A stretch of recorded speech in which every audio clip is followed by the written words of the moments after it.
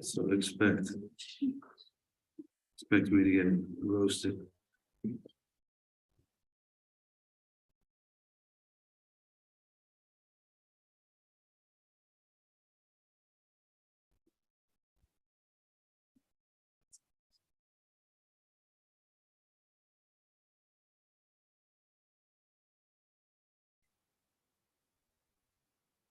All right. Let's do some.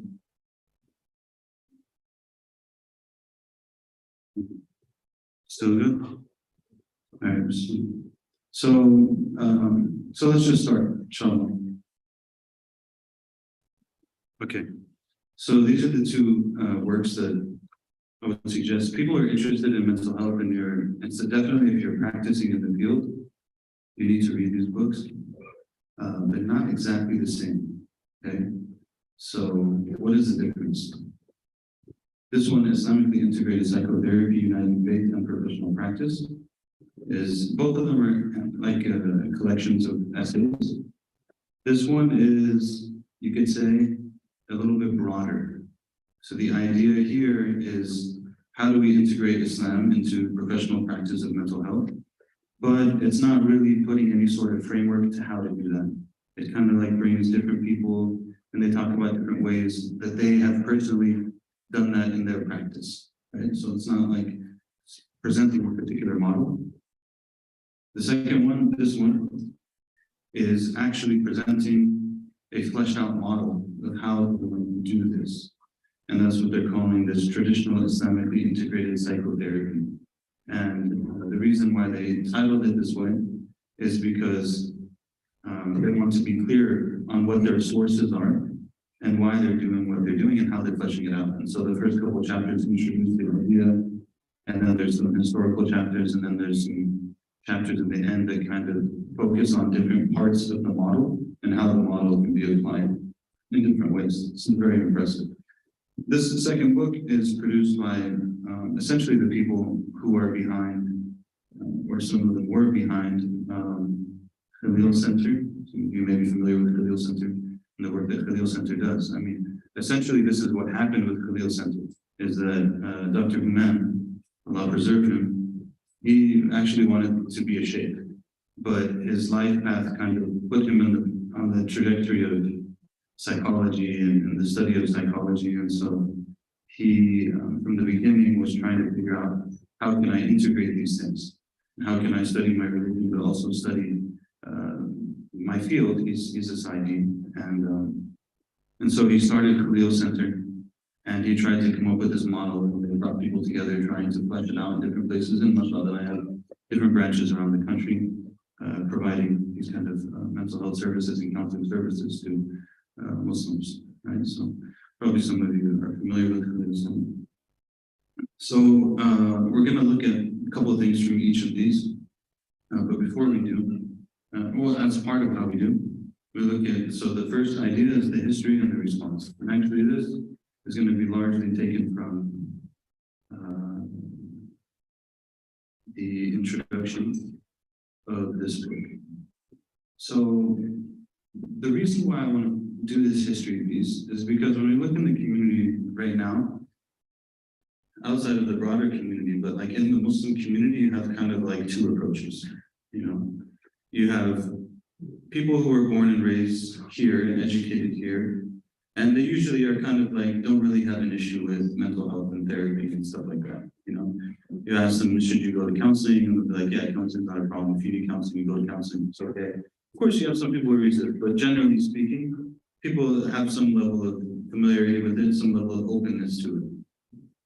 And then you have another segment of the community, sometimes more immigrant-based, which is not to like create problems between groups or something, but tends to be more immigrant-based, who are kind of like very skeptical of mental health, very skeptical of going to therapists.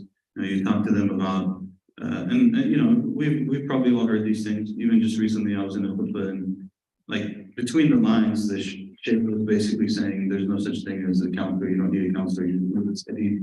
And then I spent the whole khutbah trying to understand which hadith he's talking about. I couldn't figure it out.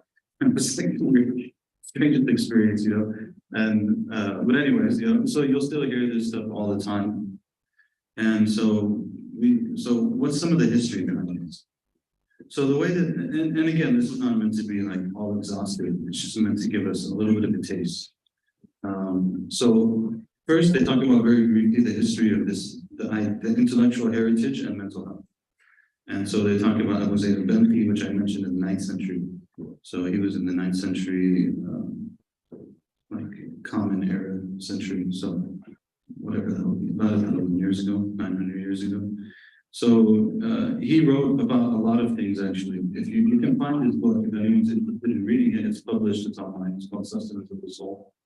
And he kind of presents this cognitive therapy, roughly, approach to dealing with a number of issues. He specifically talks about depression, and he specifically actually breaks it into different categories. Like he'll distinguish between a depression that kind of comes and goes, and a depression that really stays. Then he also talks about, I think it was phobias, and he talks about essentially OCD. And one of the things I mentioned here is that in one research, they did a comparative analysis of what Abu Zayd al-Banqi talks about in terms of his symptomology regarding OCD and what they use in the DSM, the Diagnostic and Statistic Manual for Mental Disorders, which is like the standard book for the field. And they found basically that what Banqi talked about and what the manual today talks about are roughly the same. They have almost the same layouts. So there's a clear kind of precedent in that regard. Throughout kind of like the classical periods of Islamic history, you have all kinds of contributions to areas that would be considered to be within the realm of mental health, character development, behavior management, cognitive processes. So you have people like Abu Bakr al-Razi, who died in 313 after Hijrah.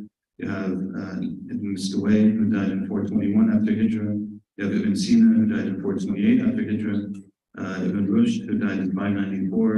Al-Ghazali, who died in 510. So these are very early, right? We're talking, this is all 1,000 years ago. So very early, the Muslims have some sort of conceptualization around this. And this is why sometimes we have to, like in our tradition, we always say, al-ibra bil-ma'ani la bil-mabani. Al-ibra bil-ma'ani la bil-mabani. That the consideration is given to the meanings of things, not to the forms of things. So sometimes when we get connected to particular forms, we don't understand what's actually being talked about, but we don't realize that there's an overlap.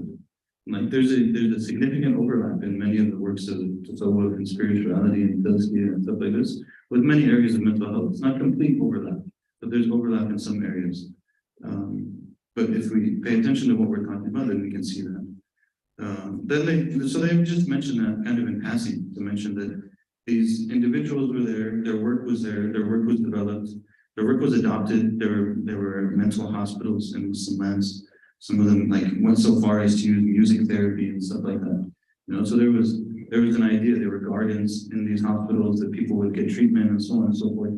And these are different studies. And then you have all kinds of alternative spaces. Sometimes people are like, oh, why do you guys ever mention this institute of the masjid?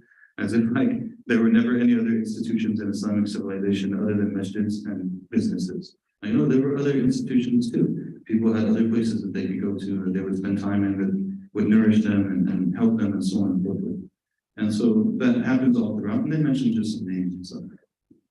Then they talk a little bit about the European advancements in clinical psychology and secularization. And this is an important one that probably came up in Shaykh Fuad's class.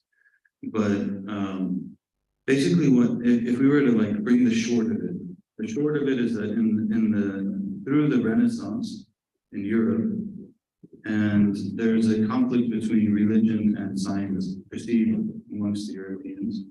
And in the processes and methodologies of philosophy and knowledge in the West, science wins out, so to speak, right? What this means, practically speaking, is that there is a reductionism that takes over.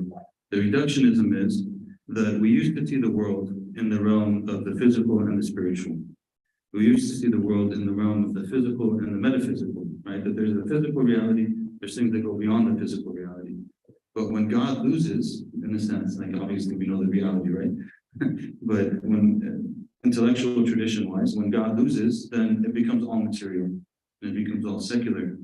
And so when people begin to deal with questions of how do we deal with human psychology? How do we deal with the human psyche, the soul, the human soul? How do we deal with the human soul? It no longer even becomes the human soul. It becomes a matter of the mind.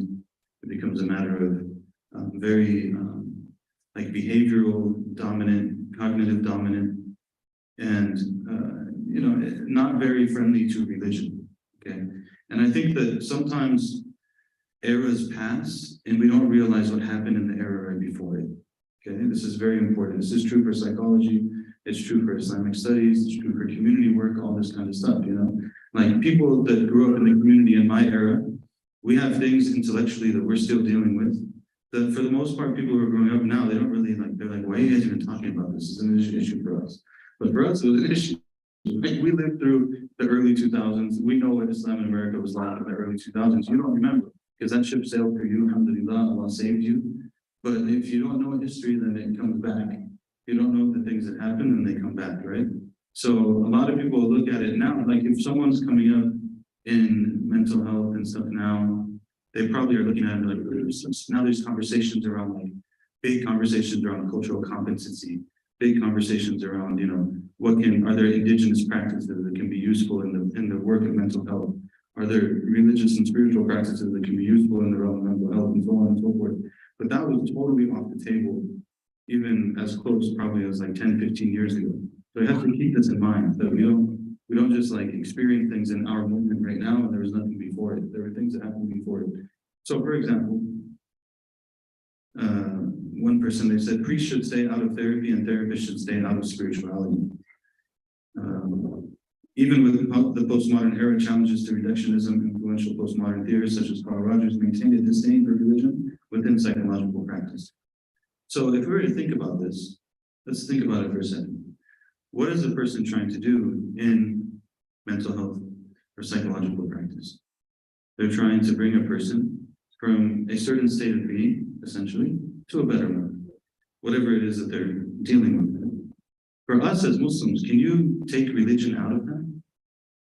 It's very difficult to take religion out of that. You might be able to take religion out for like a particular technique or particular tool, or like you're dealing with something, so there's an approach that you use that doesn't really have to do with religion. But the overall treatment of this human being, if they're Muslims of some sort of care for Islam, the overall treatment of this human being cannot be divorced from their religion.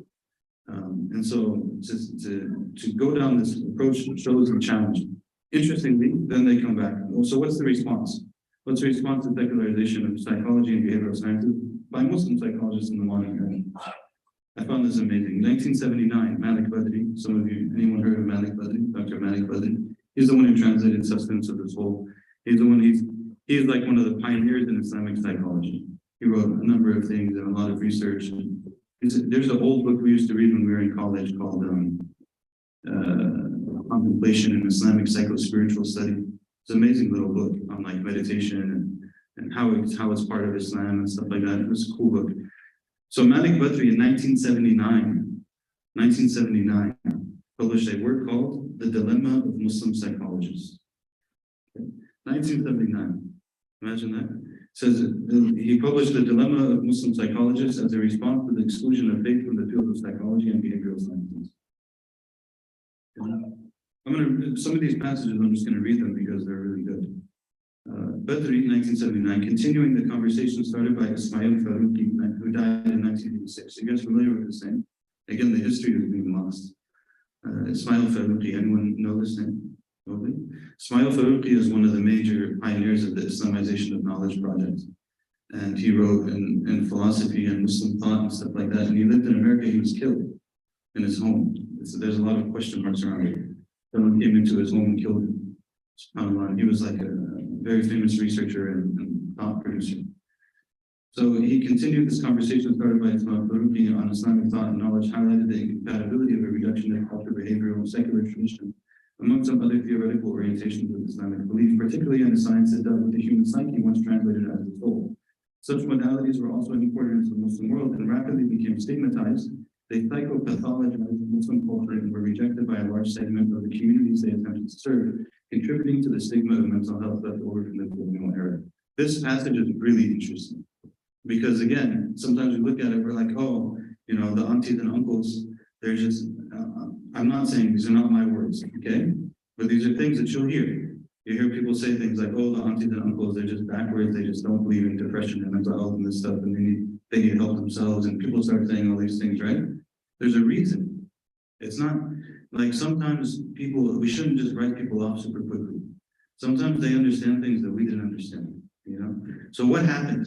What happened was that there was an understanding of psychology and mental health that was completely divorced of religion.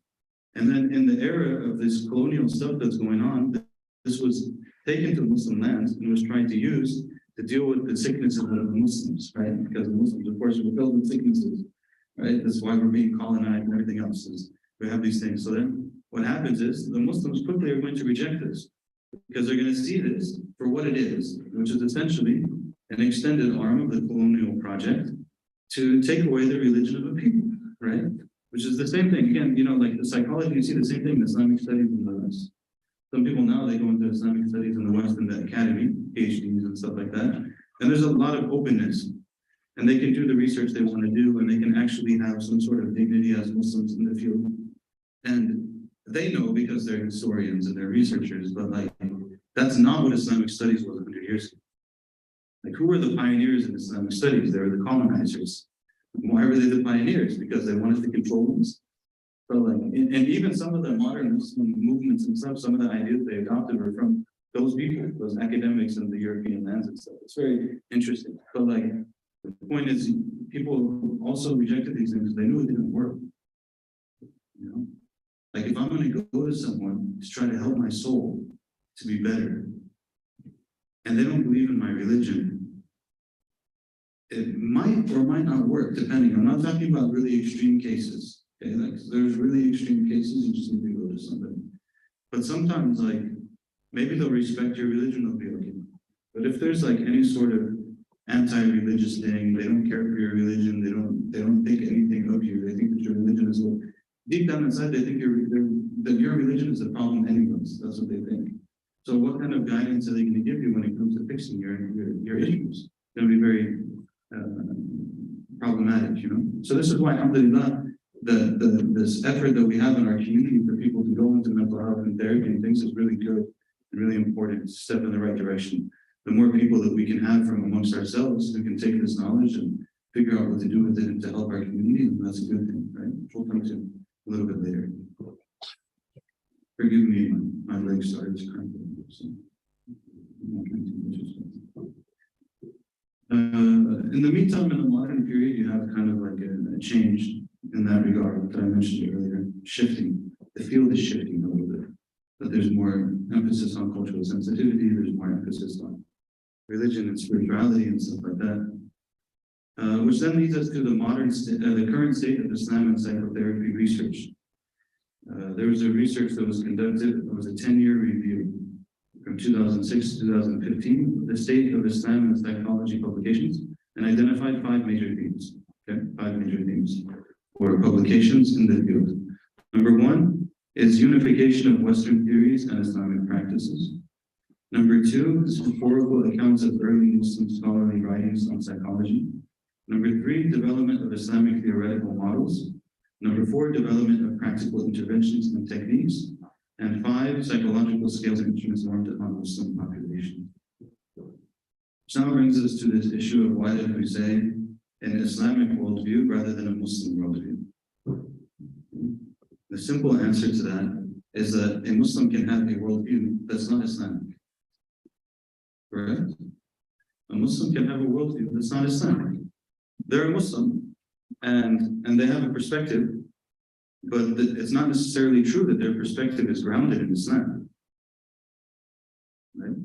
So, and this is a challenge that we have to face, right? In all of these fields.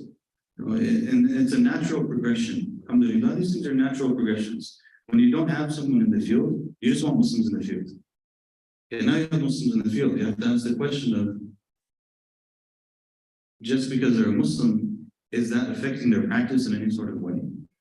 Like, do they actually have any sort of grounding in the religion that allows that to come to bear on their professional practice, which is extremely important, because the reality is on the ground for all intents and purposes. Therapists are like almost they're like the new sheikhs, and I understand that because a lot of sheikhs don't always give the best guidance. So I get it. Like, you go to someone who has some sort of practice and they have a field and they have guidelines and protocols, and there's something around it. So you go to them. I understand it. But if we should also want people to develop their professional skills, right? And in Islam, not just in therapy, right? Because if you're going to counsel me on, again, in the end of the day, the person is counseling you on your behavior, on your heart, on your overall well-being. I want them to be able to bring Islam into them. Otherwise, I could ask them, I have this addiction problem in a particular tool or whatever, but it's not going to be a holistic kind of intervention. Largely, most of the publications were in number 1 and number 2. And number 1 was like the unification of the theories and historical accounts. These are good, but they don't actually take us to the meat of the matter. And less publications happen on development of Islamic theoretical models and development of practical interventions and techniques. So if we think about things, like, there's layers to things, right? If we're looking at, okay, here's some Islamic practices and here's some Western practices, and where do they match or not? Okay, you're dealing like very high, but we actually want to get low. So what is the actual philosophy and theory behind the model that I'm using? And what does that mean for my treatment of people? Is this, are you guys following so far? Or is it like in left field? It's okay? All right, and then that leads them in the introduction to the model that they're going to present in the book, okay? Which we're not going to do right now. All right, next slide. These are really sophisticated slides. I told you I prepared slides for more stuff. Very complex. Actually, I did it for what comes later, so we can look at them. This part is just intro. That probably needs to move faster on. Second intro, recent past and our context. So we kind of talked about that a little bit. And so now, also, like I said, if you're in this field, if you care about this stuff, you need to at least read the first chapter in this book and the first 2 chapters in the other book, at least. At least read that. First chapter in this book, first 2 in the other book.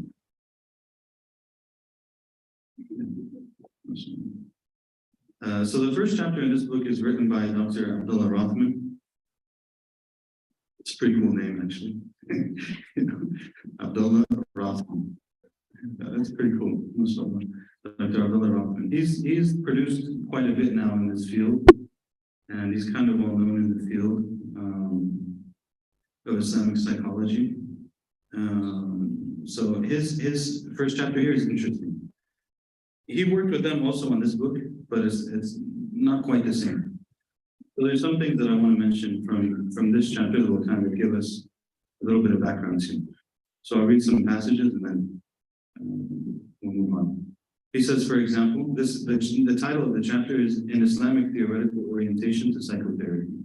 An Islamic Theoretical Orientation to Psychotherapy. He says, I like to make a distinction between Muslim psychology and Islamic psychology. Muslim psychology focuses on how Muslims think and behave. It is primarily a culturally adapted approach to Western therapy that incorporates language, customs, and culturally relevant sentiments into the therapeutic process. Okay?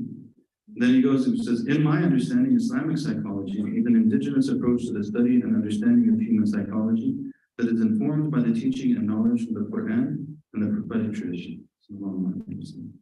Right, so this is different. So now what is Islamic psychology actually? It's an approach to the study and understanding of human psychology based on the Quran and the guidance of the Prophet sallallahu alaihi wasallam. He continues after this. This is a good paragraph. It's quite long, so try to focus. As practitioners, when we are trained in theoretical orientations that are based in secular conceptualizations of the human condition, that do not necessarily include a recognition of the existence of a higher power, much less any specific understanding of the person in relation to God. We're left to our own devices to incorporate these conceptions into our work with clients. They're saying our training doesn't include God, but we believe in God. And because our training doesn't include God, when it comes to our own practice, we're left to figure out how we're going to do that. But we're left to our own devices. While this may seem straightforward, it can wind up being an patched together, integrative approach to therapy, and not an overt theoretical orientation. What often happens as a result is that clinicians rely on the theoretical orientations in which they have been trained, and that operate under a Western secular paradigm as the base of their therapeutic modalities. While many of the techniques, methods, and approaches have merit and offer useful tools for working with clients effectively, the theoretical underpinnings of such orientations are not necessarily aligned with the Islamic paradigm. This can be problematic in working with Muslim clients, and the therapist may be inadvertently guiding them in a direction other than the one defined in the Islamic tradition. What perhaps gets even less attention is the awareness of the possibility that conventional secular conceptualizations of the self may in fact be guiding people in general, not just Muslims, away from the most holistic and optimal way for personal transformation and healing. It's a powerful paragraph. You know, what is he basically getting at? He's getting at, and he'll say this later, is that who's the healer? A Shafi. The healer is a Shafi. And who gives us guidance as to how we can heal ourselves and how we can be whole and how we can live the best life that we can possibly live? Is Allah and the Prophet sallallahu alaihi wasallam. So if we're adopting a theoretical orientation that takes those things out, not only for Muslims, but for everyone, we're actually not taking them to the path that's best for them. You know, it's heavy, you know, they're heavy ideas. And, you know, just to be clear, these are people who are trained in the field. They're not like sheikhs who are writing books on it or something, right? And these are people that spend their life in this field. Even he tells his own story that his grandfather was actually a colleague of Skinner, behavior psychology, and like his grandfather, when he died at his death, he told him, "I wish I had paid more attention to religion and spirituality and how it affects human psychology," and like how he kind of like picked up the mantle of his grandfather and it led him eventually to Islam. Like it's a cool little. We can't go over all of it, but it's a very interesting chapter.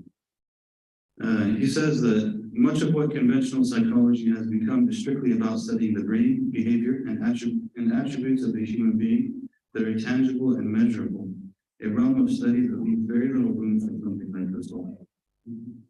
But the soul is part of it. He says, my training in Western psychotherapy gave me access to a wonderful toolkit of approaches to counseling clients. For example, techniques of engaging clients in self-reflection, skills of active listening, and therapeutic techniques that elicit clients to open up in order to gain access to their inner process and thus be better positioned to help guide them toward treatment goals. The treatment goals, however, and my approach to psychotherapy from an Islamic paradigm are different from the Western conceptualization of therapy, and therefore need to be reoriented in order to use those techniques and skills in Islamic psychotherapy. So he tells you more about what that means now. Unlike some Western approaches to therapy, my goal is not necessarily to get the client to where they want to be, as that is not as important as them wanting what is best for them. It's again like now you have like to really think about these things. You know, we can't just. It's really deep. It says in the Quran, you may hate a thing and it is good for you, and you may love a thing and it is bad for you. And Allah knows while you know not. From an Islamic perspective, Allah is the best of planners, and He is the one who knows what is best for us. So from this approach, it is fundamentally a very different paradigm that determines what the goal of therapy is. To be clear, physical symptoms and severe mental illness often should be treated with medicine under supervision of an appropriate medical psychiatric practitioner. Okay, we're clear on that. However, from an Islamic paradigm of psychology, most sicknesses of the heart and soul are seen as a result of the person being disconnected from God, while others are seen as challenges or tests that people need to go through in order to purify their soul, and may not in fact actually be curable or need to be fully eradicated. Thus, an Islamic approach to psychotherapy can often help reframe client struggles in light of spiritual growth, regardless of the client's particular beliefs, and can often work well in tandem with medical interventions. It's interesting. Then he goes on, he says, I operate under the notion that God is the true healer, and it's really only he who can guide a person and change their heart, a sentiment shared by many traditional healing philosophies. Since my job is to be a conduit for that connection to God, this is an academic work, just, it's like, if you want references and stuff, he gives references. I'm not saying them all the time, but he's referencing like such and such in this year, such and such in this year, their publications and everything else. Since my job is to be a conduit for that connection to God, the best thing I can do to be an effective practitioner is to get out of the way. The more I can clean my own heart, the more God can give to the client what they need. I do this by constantly keeping up with my own jihad of nafs, and thus modeling this for the client. It's an important thing you'll hear him talk about, and you'll hear them talk about. The practitioner of Islamic psychology, they have to take their own spiritual development, just as, and this of course exists in some Western, but specifically in the area of therapy, right? But they have to be very serious about this. I have to be doing my own jihad. I have to be purifying myself. I have to be improving myself. I have to be dealing with my issues. Otherwise, I'm going to get in the way when I'm trying to deal with someone else's issue, or trying to help them to deal with their issues. People tend to take guidance easiest from those who are living examples, as it is more relatable. Then he mentions that, of course, this is one of the beautiful wisdoms of the Prophet sallallahu alaihi wasallam, that he's an example for us because he lived amongst the people and we saw him and we have all these reports about him and everything else, sallallahu alaihi wasallam. And it was the perfect example of unbounded love and positive regard towards others when he said, none of you are true believers until you love for your fellow human beings what you love for yourself. So of course, this brings up the idea of unconditional positive regard. But I'm going to read this paragraph because it shows you that, again, what we're trying to get at here is this idea of how do I bring an Islamic worldview to what I'm doing, right? So this idea of unconditional positive regard is a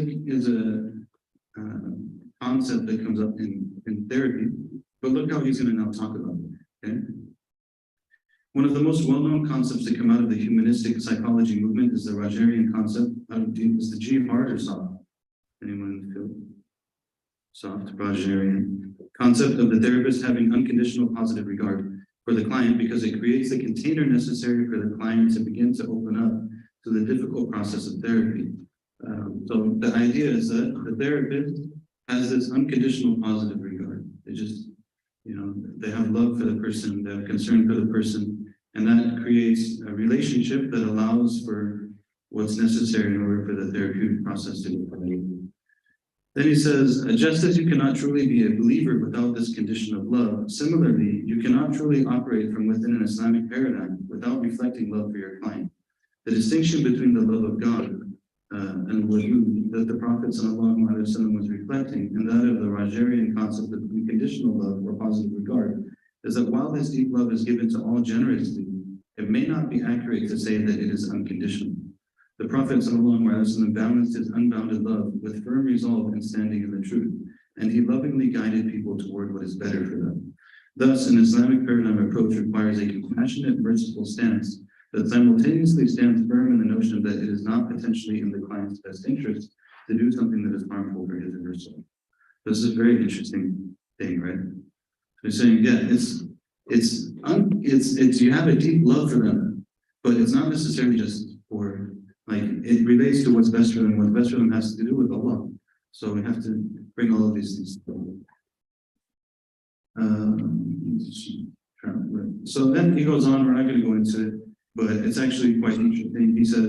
He talks about the human soul and the idea of the heart and the nafs and the intellect and the soul. Okay, so I should use Arabic. He uses the qalb for the heart. He talks about the different things that he does in therapeutic practice to bring attention to the heart. And he goes through detail on it, Brian will go through it. And then he talks about the nafs or the aql and how different methods of cognitive therapy can help to get the person and to get their mind right. The nafs and how muhasaba is important here, keeping account of one's soul and their self, their nafs. And then the ruh, and he talks about tafakkur, contemplation, talks about worship and its importance in that process. Okay, so this is that chapter. All right. The reason why I put in the recent past in our context is because it kind of brings us up to what he's doing, kind of brings us up to, takes us from the history and then brings us up to where we are now. So models for integrative approaches. I forgot to put the book, but in models for integrative approaches, now we're going to here. Okay, we're going back to here in the first chapter. So some of you have been at the Majlis for some time. See, do a quick pop quiz. What are the 3 sources of knowledge in Islamic thought?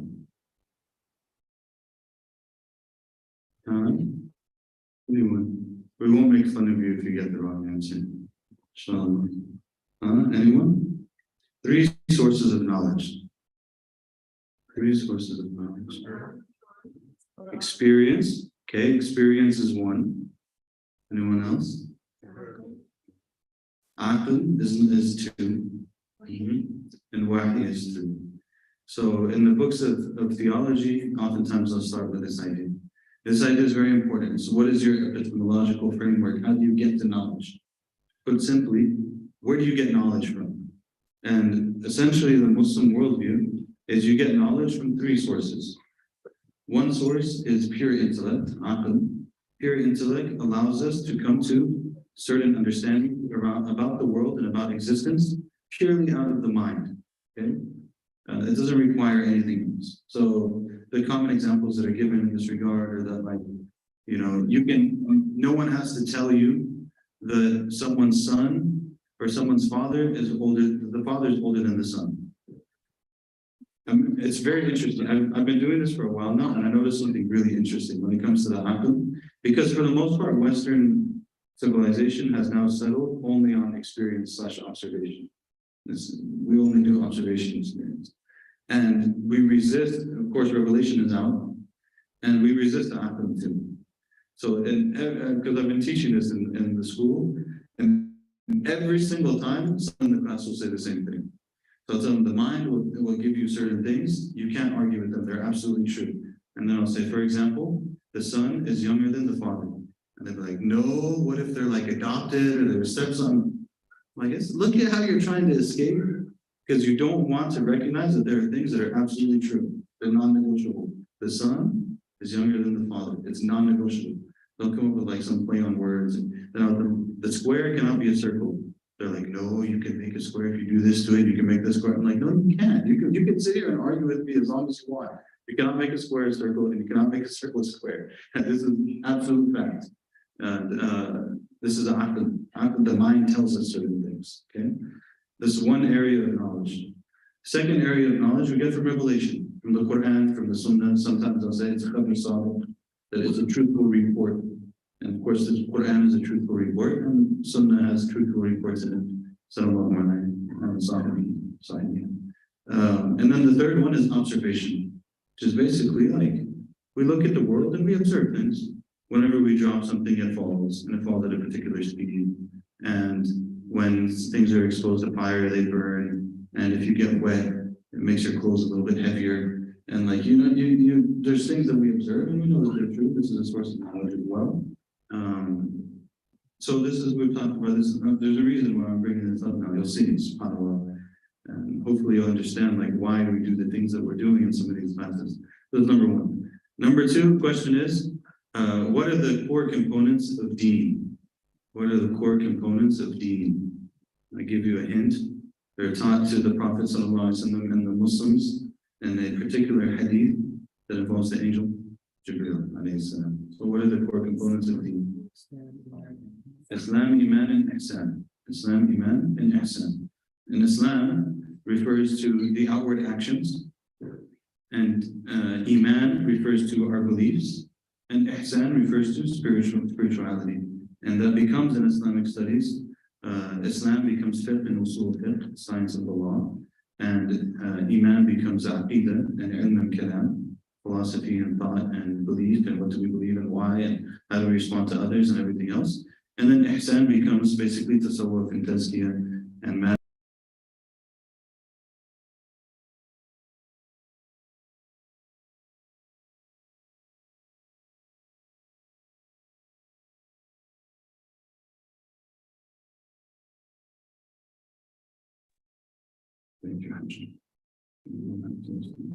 Okay.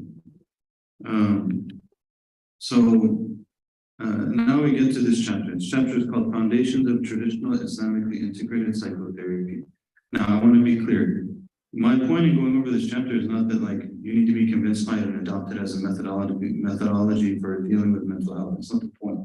The point is to understand how people who are very serious Muslims are trying to ask the bigger questions around how do we deal with the human being and how do we improve the human being and how do we integrate our religious teachings and our religious guidance into our process of doing that, right? It's an example. You don't have to follow this model necessarily, but it's an example of a model. Okay.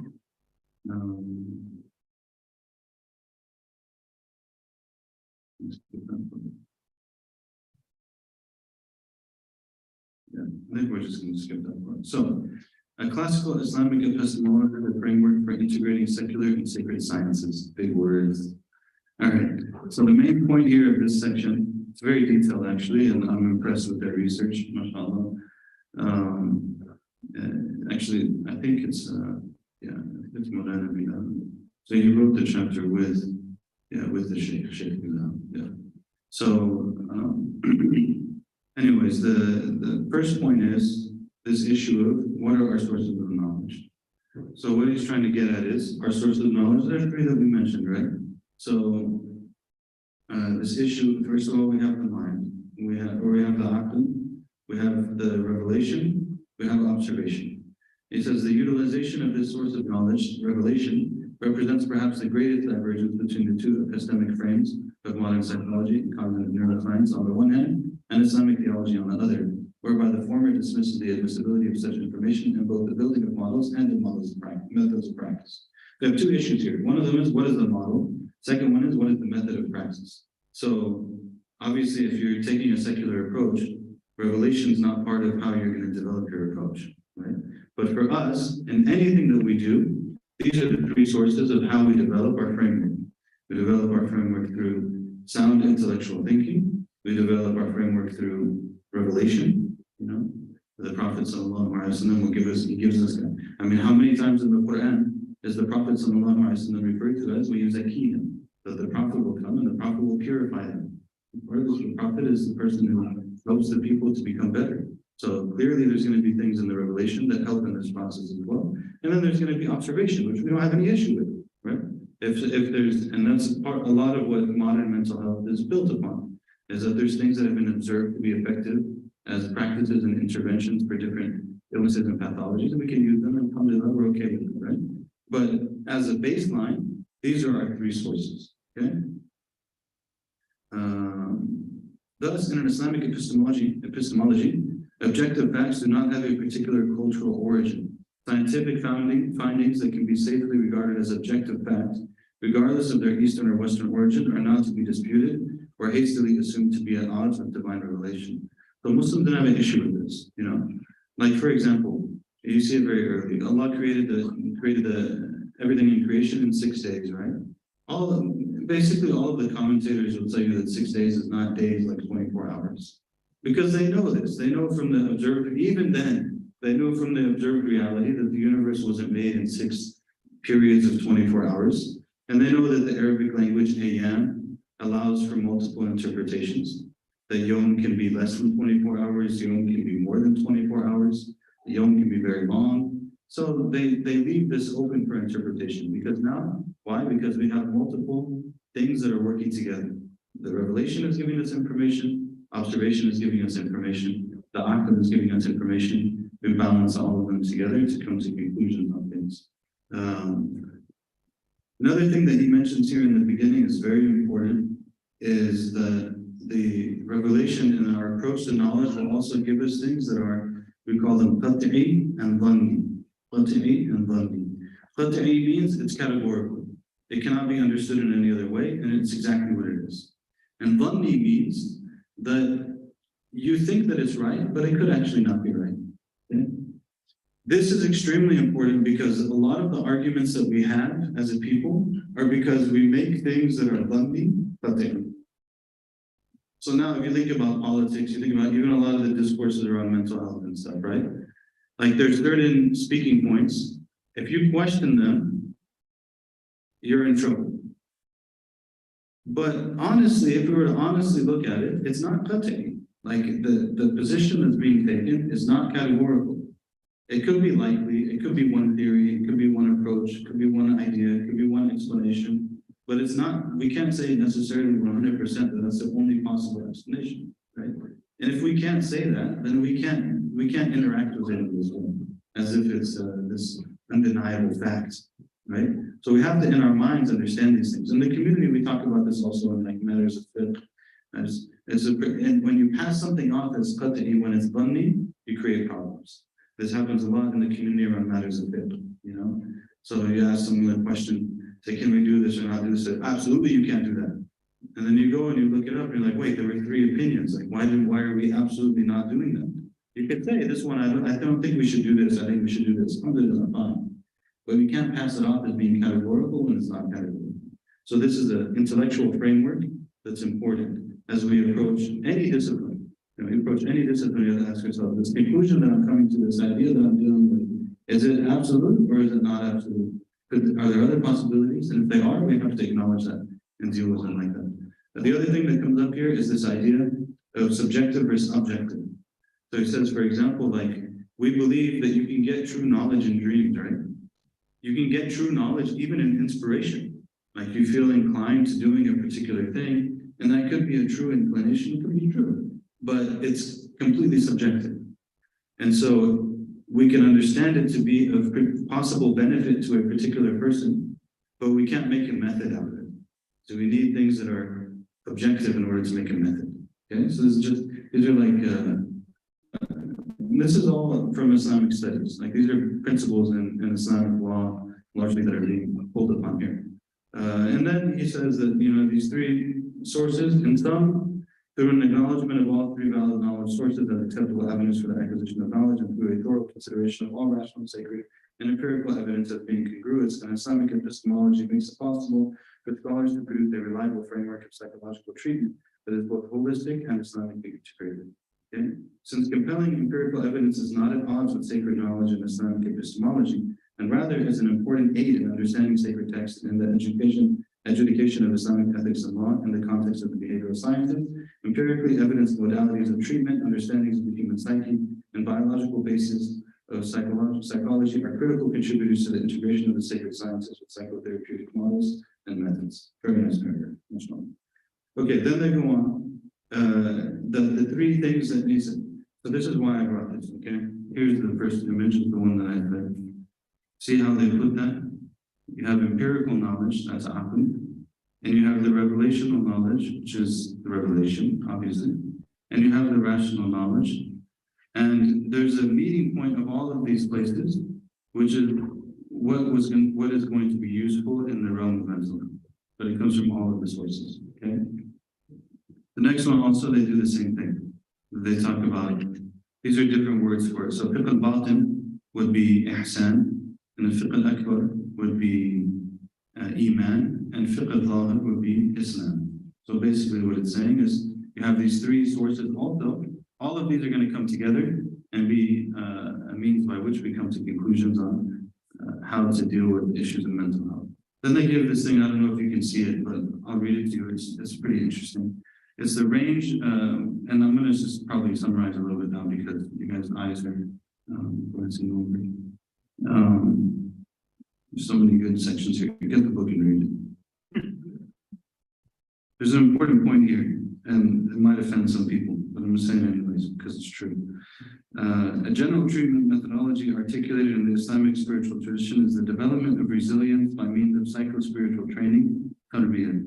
Tarbiyah was traditionally conducted by spiritual mentors, sheikhs or murabbis, individuals who themselves would have undergone a lengthy and rigorous course of psycho-spiritual training under the spiritual mentorship of their own sheikhs. This lengthy but often informal mentorship process resulted in their acquisition of spiritual coping mechanisms that allowed them to effectively manage the various stresses of daily life. The only reason I'm saying this is because the word tarbiyah, it needs to be understood in the context of the last 1,000 years, or 1,200, 1,400 years, not just the last 100 years. And, you know, if you know what I'm saying, you know what I'm saying. If you want to talk about it, we can talk about it. But there's some ideas in our community that have very much been very reductionist in their understanding of tarbiyah. I'll just leave that at that. So they put a thing here. One of the things that they're mentioning is that if we're to take an Islamic approach to psychotherapy, there are things that would fall under psychotherapy that don't fall under it clinically, but they would fall under it Islamically. So it wouldn't be considered, I don't know if let me just read this part. In Islam, a person's ability to achieve true psycho-spiritual health rests on their actualization of their primordial purpose. Constructs of psycho-spiritual health in Islam assume that all human beings are created for an otherworldly purpose, to tread a path that will ultimately ensure salvation in the afterlife and the acquisition of God's pleasure.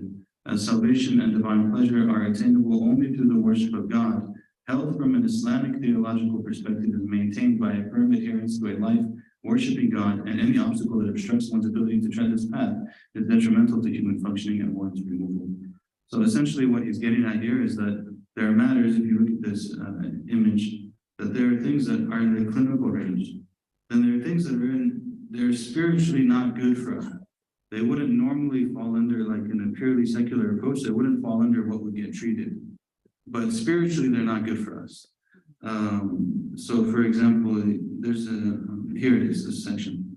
So thus, while a practitioner of Islamic integrated therapy is aware that certain levels of self-admiration are not socially debilitating or clinical in severity, they are also aware that spiritual masters warn that self-admiration leads one down the path of arrogance, and that arrogance is the root of a multitude of spiritual diseases.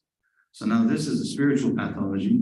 It would fall under the care plan, so to speak, even if in a normal clinical setting, it wouldn't fall under it, right? Because this person, maybe they have like a little bit of self-admiration, but that's not a clinical issue in like a purely secular sense. But from an Islamic perspective, it actually would be. You know, we recognize that that can lead to other things that would be very problematic down the road. They also made this image. This image is kind of interesting. I don't know if it's legible for you, but it kind of like shows this progression of the human being. That the human being has the heart, and the heart, if it's pulled towards animal instincts, then it goes towards a side that is more body-based, like it's more animalistic, and it's more follows the desires. And if it's purified and it's worked upon, and the intellect is used, then the soul, the spirit can become dominant, and the human being can be what they actually are meant to be, and they will, in doing so, attain a certain level of equilibrium in that process. They also have this chart, which I think is really interesting. So this is kind of like part of their model. Let me just see if there's anything else. I can put this down. Okay, I'm going to put this down. So here you have, for example, the heart. So the heart has a number of different faculties in it, say, right? So it has the aql, which deals with cognition. It has the ruh, which is the spirit. It has the ihsas, which is emotion. And it has the nafs, also. It says nafs, right? Yeah. So, and then each of those will have ways, when you have illnesses that are affecting those different areas, then there's different ways that you can treat those illnesses. So for example, if you have a cognitive issue, it can be dealt with through some level of education and some level of reflection and contemplation that allows the person to shift maybe a pattern that they had in their mind. They can shift it to something that would be more sound or more correct, and that can unlock certain things for them. And then in doing that, then they can get to a point where their mind is able to really reflect properly. If they have an issue in the soul, then one of the ways to treat it would be to make certain types of dhikr, that this dhikr will treat the soul and it will lead the person to a level of elevation in the soul. If they're emotional, he spends a lot, they have a whole chapter on that, on the emotional side, and it's a lot more complicated actually. And then the nafs side, there's mukhalafa, that the nafs calls us to certain things, and the way that we overcome that is we do opposite, and we work to overcome that with different methods. You know, obviously they're not going to flesh out the process here, but there's just a framework. I just remember that this your brother's in this book, right? He's saying S. Jafri, yeah. Zohar's brothers in this book. Framing the mind-body problem in contemporary neuroscientific and Sunni Islamic theological discourse. He's a contributor on that chapter. So it's pretty cool. I was reading, I was like, wait a second, I know this person. So all of these then, they're treated in order to reach a level of equilibrium. This is kind of like their process for what happens in the process of change, and what happens from the patient side and the practitioner side. So the first issue is that there has to be a murabata. There has to be murabata. Murabata means there's an alliance, therapeutic alliance between the two people involved. That you engage with them in a way that there's a level of trust, there's a level of openness, and now the process of healing can begin. And the second level is in mukashafa or inkishaf, that there's a level of understanding of the self that comes through this process, that a person begins to understand, okay, I have this thing I need to work on, I have this thing I need to work on, and so on. And then they do mu'alaja, they treat these different things that are in the person to the point that they can reach some level of ittihad. Ittihad, they mean here like stability, equilibrium, and muwasala, that they are able to continue. One of the things that was interesting I found in the text is that they say that in the relationship between the practitioner and the patient, part of the idea is that the patient will develop a capacity for themselves that they can overcome whatever it is they're dealing with, and then they know how to, in the future when things come up, they know how to deal with them because they've gone through this process, and now they have the tools. Like, okay, I can recognize that, and I know how to treat this, and how I can deal with it, and I know how to move forward. And so they position the therapist here actually between the tabib, the clinician, and the shaykh, who's the murabbi, right? And between is the rafiq. And it's interesting how they did this, because they bring this passage from Imam al-Ghazali. Imam al-Ghazali basically says, rahimahullah, that if the person wants to know the diseases of themselves and to fix them, then they should either have a shaykh murabbi, or they should have a rafiq. So they should have a shaykh, or they should have someone who is like their partner, their companion on the journey. So they position the idea of the therapist or the counselor as the companion on the journey, that they're with the person and they go with them and they experience these things together. And they go through this clinical pathology, spiritual pathology, and knowledge. Anyways, this is it. Again, what is the whole overarching point? Not to get into the point is that we have an intellectual tradition, and we believe in Allah subhanahu wa ta'ala, and we believe in the Prophet sallallahu alaihi wasallam, and we believe at the foundational level that they have given us everything that we need, directly or indirectly. Part of what they've given us is that we should rely on our intellect. Part of what they've given us is that we should observe things and we should come to conclusions from them. And that's a framework then that allows us to interact with various disciplines and various ideas. And through those interactions, we can then produce and contribute things that are useful for the world. One of the things I thought was interesting in Dr. Rothman.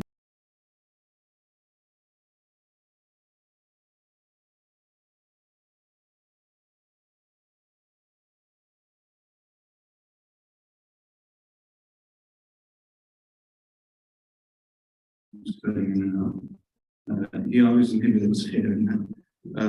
he obviously treats non-Muslims. He says obviously he's not going to talk to them about Islam, but he doesn't change it actually. He might use words a little bit differently, he might use concepts a little bit differently, but the general framework and approach and how to attain this healing as a person is taking the same approach, right? And so, this is how when the Muslims are grounded in these things, then we're able to actually bring our contribution to the world. But as long as we can't just like, oh, that looks really good, let's take it, without really, we have to. They always say, "Qif haythu waqafu thumma sil." Qif haythu waqafu thumma sil means stop where they stopped, or stand where they stood, and then go. So we have to understand, like, okay, this is what the Prophet ﷺ gave us. There's a lot here. It's not empty. There's and Khalil Center has been doing some really interesting things. Like just yesterday, they had a session on how Maulana Rumi talks about and treats grief in the Masnavi. It's very interesting. They sat and they're reading all the passages from the Masnavi in Farsi and translating it and stuff. And there's some really beautiful things. I mean, I only caught a little bit of it, but I'll tell you like one piece that I caught that really was so powerful. It said when Maulana was saying that when gham, like this, like sadness and just upsetness comes to the person, then know that it's a gift, it's a guest, it's coming as a guest. And when someone comes as a guest, they take their right as a guest. And it'll stay for a couple of days. And if it comes as a guest, and you treat it with adab, and you treat it the way that it's supposed to be treated, then eventually it'll go back to Sultan Din. Such a beautiful, like, Sultan Din is like the Sultan of the heart, which is Allah subhanahu wa ta'ala. They're saying that the grief will come and visit you, and you treat it properly and deal with it with adab and so on and so forth. And then it will go back to Allah. And when it goes back to Allah, make sure that it goes back to Allah, and it mentions to Allah how well its stay was, how good its stay was, right? It's talking about this idea that when someone visits, you honor them, and then after they leave, they talk about how they were treated and so on and so forth. So it says when the grief comes to you, treat it with adab and treat it properly and so on and so forth, and then it will leave. And when it leaves, it will remember you that this person treated me well and so on and so forth.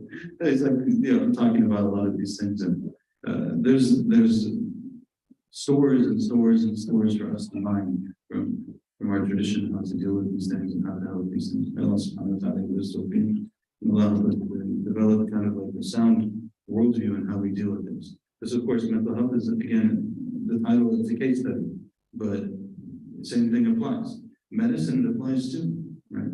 How do we understand medicine? How do we understand the treating of the human body? How do we think about the body? How do we, there's a lot of questions here. How do we think about history? How do we talk about history? How do we talk about politics? How do we think about even biology? How do we think about physics? How do we think about the discoveries that we make or that we don't make, the places that we go or we don't go? And why do we do that? All of these things will be part of how we develop our worldview. If anyone has any comments or anything, please feel free. What's the name of that organization that we're talking about? Khalil Center. Yeah. They have some sessions that lately they've been doing different topics.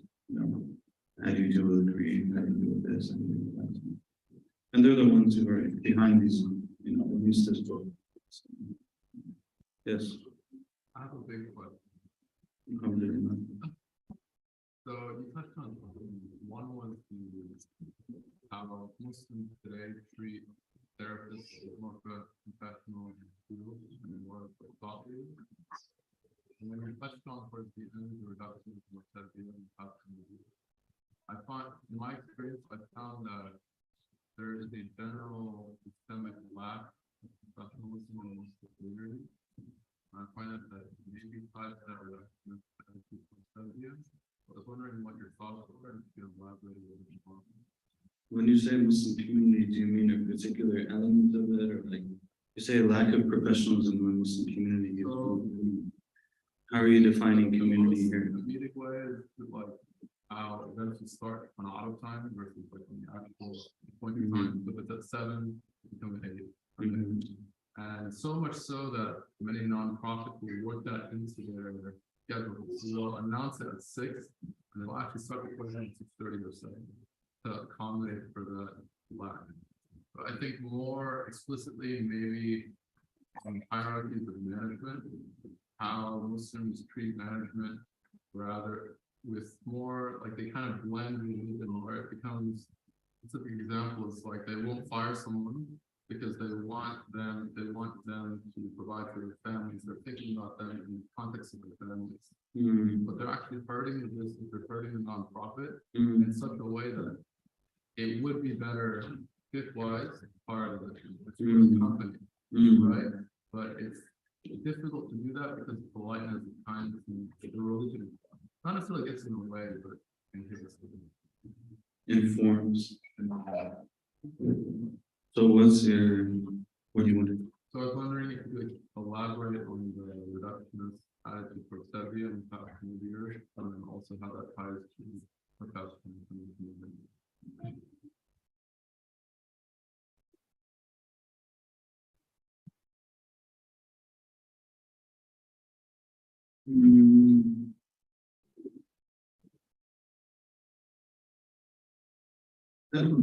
I don't know that those two tie. I think there are questions around and this is again, it goes back to the broader discussion. How does one even understand professionalism? Right?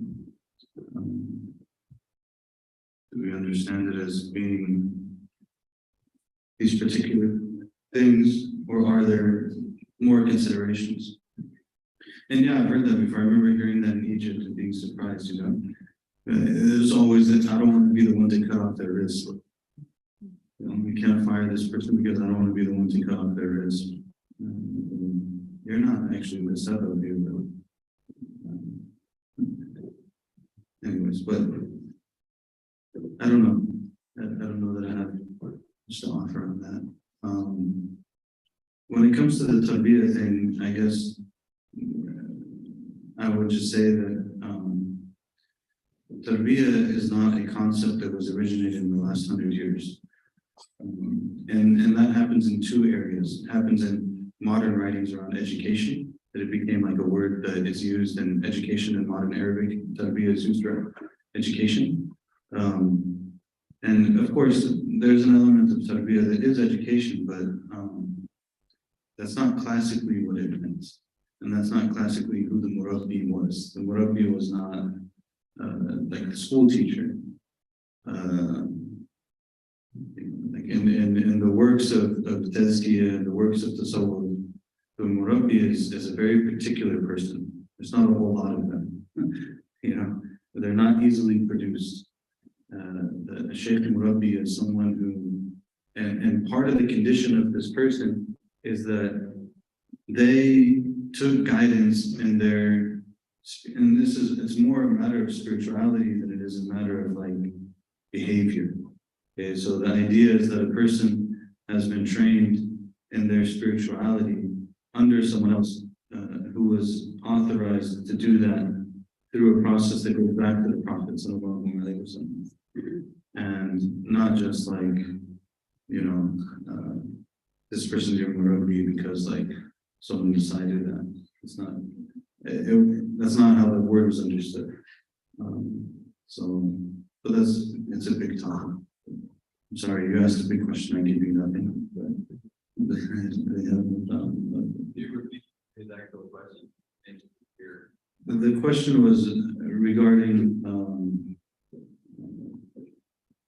like lack of profession, the idea that the word tarbiyah has not newly originated, and what does tarbiyah actually mean, and is that connected to lack of professionalism in the community in general? The Workplace environment, community settings, nonprofits, stuff like that. How we interact with these things. I think a lot of that actually is more culture than tarbiyah. And of course, they're interrelated, but anyways, anything useful to say? Yes.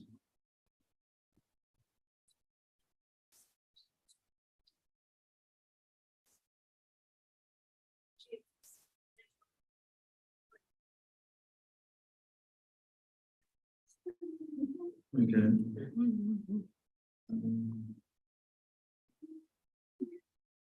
I don't know, I try to keep those conversations away from them, but she heard it and I would just try to give some explanation that's very mild and forgettable. That would be my approach. Something that's like, shaitan is something bad. We just stay away from it. Allah is powerful and He protects us from all these things. It's something that's very and because we don't want them to get fixated on these things too early. And that's more like a later thing. Otherwise, kids start creating complex around this stuff. Yeah. Yes. Can you touch upon the topic of spiritual bypassing? As a clinician, sometimes I see that with Muslim clients, their parents or the community, where they use religion as a way to kind of bypass issues that are actually happening that need treatment. Yeah. I know we talked about this like in the beginning, but I think it's crucial to have, yes, we want something with Islamic influence, but also we don't want to be like, you know, hiding behind like the desire to be saintly or like higher in our faith to kind of overcome or cover up the kind of reality of what we're facing or what we're dealing with. Yeah. Can you give an example? I'll repeat the question, inshallah. Listen. I use the word spiritual bypassing. It's something we're actually as therapists trained to like be aware of. Yeah. To not let religion be kind of like a cover up for what's really happening. So some people say like, oh, I meditate, I'm a Buddhist, I'm above this, like I'm, you know, but then there's like stemming issues that are not being actually treated. Yeah. The question is on spiritual bypassing and the idea of it, and kind of like we want things that are integrate Islam and come from a foundation of Islam, but that they don't lead to this kind of behavior. And so maybe I can, Strictly not to, you know, convolute, like, yeah. So, you know, part of a sound understanding of the religion is to see things as they are and to not just pretend like things don't exist. So sometimes people will do that. They say, for example, maybe someone is actually being quite obsessive in their behavior, and you talk to them about it, or you talk to their loved ones about it, and their response is, "Oh no, they just love Allah and the Prophet." Like, yeah, but they didn't need to make wudu 12 times in order to pray. Like, that's not part of loving Allah and the Prophet. That's actually obsessive behavior. But they'll like pass it on or some other idea, or for example, maybe someone is just profoundly unhappy, and you start talking to them, and they're just like, "Oh no, we're not meant for this dunya," and they start using all of these kind of ideas and to justify whatever they're feeling. But in reality, what they're doing is not right. But they're using this spiritual concept to put a cover over what's actually happening in order to not deal with it. You know, so of course we don't want to do this either. That's not part of. I thought what was interesting about their model was this idea of in the second stage you have this mukashafa. But when there's enough trust there, then we have to actually unveil, and we can start to peel back some of the things that are actually happening. Because you know, a lot of times things are actually happening. But it doesn't make you more religious to pretend like something's not happening. It's just you're pretending, and we don't want to pretend. You know, we want to actually face the things that we need to face, and we want to deal with the things that we need to deal with in order to, you know, I've said this before, and